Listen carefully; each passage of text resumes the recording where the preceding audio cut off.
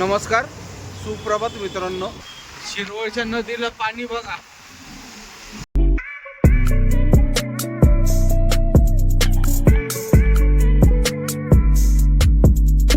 नमस्कार, सुप्रभात मित्रांनो. आजच्या नवीन ब्लॉगमध्ये तुम्हा सर्वांचं स्वागत. सकाळचे 7:15 वाजलेत मित्रांनो. गाडी खाली होते, थोडीशीच राहिली, एक 5-10 मिनिटात गाडी पण खाली होईल. रात्री 2 वाजता बरोबर त्यांनी चालू केली गाडी. उशीर लागला, 4च हमालेत, त्याच्यामुळं उशीर लागतो. दुकानात पण लांब ठेवायला त्यांना जायला लागतं.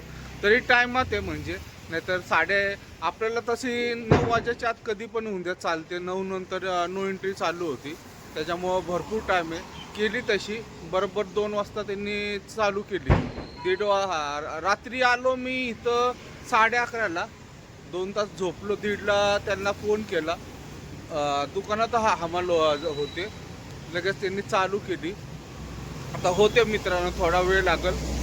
खाली झाली की स्टेशन पेठला लगेच निघायचं मित्रांनो. आणि दुसरी गोष्ट, गाडी अशा ठिकाणी खाली होते जिथं मी शाळेत होतो मित्रांनो. त्या मागच्या साईडला दिसते बघा, हे जे दिसते वरच्या साईडला, ती शाळा माझी श्रीमती सावित्रीबाई फुले प्रशाला. इथं मी 8वी 9वी 10वी शिक्षण इथं झालं माझं. या शाळेत होतो, भवानी पेठेत मेन रोडलाच शाळा आहे. आणि बरोबर त्याच्यासमोरच दुकान आहे. कधी आयुष्यात वाटलं नव्हतं असं इथं येईल म्हणून, ट्रक वगैरे घेऊन, जेव्हा शिकत होतो तेव्हा. चला ठीक आहे, तर निघूयात मित्रांनो. जर वाट एक 5 मिनटं लागतील, जास्त वेळ लागणार नाही. तोंड वगैरे, हातपाय वगैरे धुवून फ्रेश झालेले. आता जायचं. आणि भाडे पावती जाता जाता आपले मामा आहेत ते मार्केट यार्डला, त्यांच्याकडे देऊयात. आणि बापदेव घाटामार्गे आपला प्रवास चालू. गाडी सोडून यायची. नागेशला कालच सांगितलं गाडी भरून घ्या म्हणून. आणि मग रविवारी वगैरे निघूयात रात्री. तर जाऊयात मित्रांनो आता पहिले. बाहेरचं वातावरण बघा मित्रांनो, किती मस्त झालंय.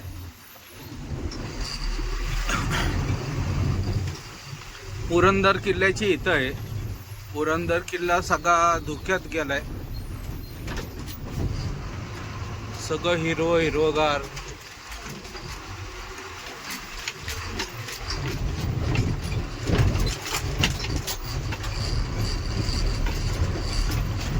मस्त वातावरण झालंय. शिरवळच्या नदीला पाणी बघा.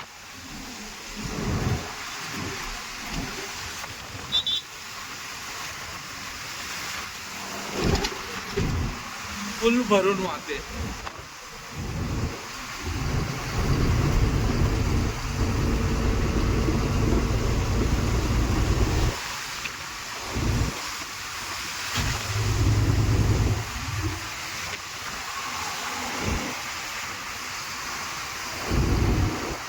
बारीक बारीक पाऊस चालू आहे, जास्त नाहीये.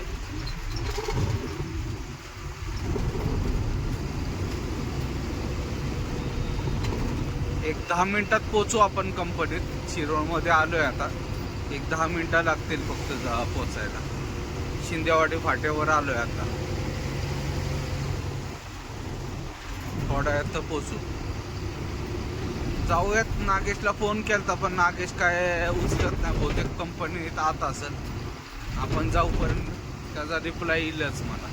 तर जाऊयात पहिले मित्रांनो. पुलाचं काम चालू आहे ब्रिजच्या शिंदेवाडी फाट्यावर. ब्रिज झाल्यावर ट्रॅफिकची अडचण कमी होईल. मित्रांनो 11 वाजलेत. गाडी सोडली कंपनीत. नागेशकडे दिली.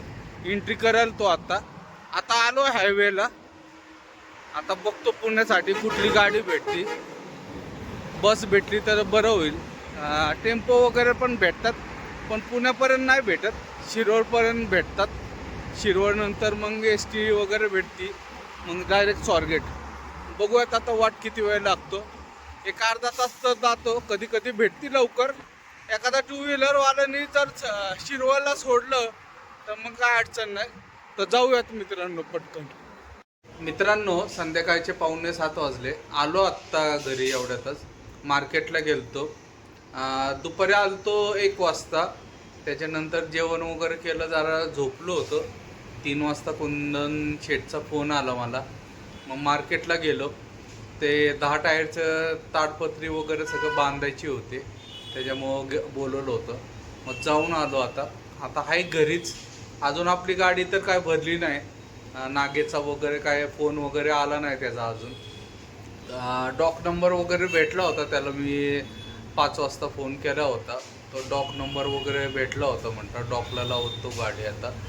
त्याच्यानंतर आता भरायला घेतली असत 9-10 वाजेपर्यंत अंदाजे. असं वाटतं की तो बाहेर पडेल वगैरे म्हणून. त्याने म्हटलं आहे की बाहेर आल्यानंतर फोन करतो. बघूयात आता किती वाजता वगैरे. अजून काय ठरवलं नाही कधी निघायचं वगैरे, पण जेवढं लवकर होईल तेवढं लवकर निघूया तुम्ही मित्रांनो. आता घरीच आहे, बसलोय टी वगैरे बघत निवांतपैकी. कुठं जायचं प्लॅनिंग वगैरे नाही, आता घरीच थांबणार आहे. आणि बाहेर पावसाचं वातावरण झालं, परत बारीक बारीक चालू आहे. आता मार्केटवरून येताना बारीक बारीक पाऊस चालू झाला, त्यामुळं घरातच आहे मित्रांनो. आता मित्रांनो सकाळचे 7:30 वाजलेले. उठलो आहे आता, तोंड हातपाय वगैरे धुवून आवरून बसलो आहे. मार्केट यार्डला जायचं आहे, कारण की ती 10 टायरचं लायनर वगैरे मारून घ्यायचे. तर त्याच्यामुळं सकाळी ती गाडी पार्किंगला आहे, तिथं गॅरेजवर न्यायची. आणि आज संडे असल्यामुळं रविवारचं काय मार्केट बंद असतं, त्याच्यामुळं तिथं समोर गॅरेजच्या समोरच लावून ते काम वगैरे करतात. तो चाललो आहे मित्रांनो. आता निघालो आहे आता, म्हणजे मुलगा येतो माझ्याबरोबर. मग पुढं कटिंगला वगैरे पण जायचं. संध्याकाळी ती गाडी शिरवळला पण सोडून यायची. तो जाऊयात मित्रांनो. आणि आजचा हा ब्लॉग मित्रांनो इथं समाप्त करतो. ब्लॉग आवडला असेल तर लाईक, शेअर आणि सबस्क्राईब नक्की करा. जय हिंद, जय महाराष्ट्र.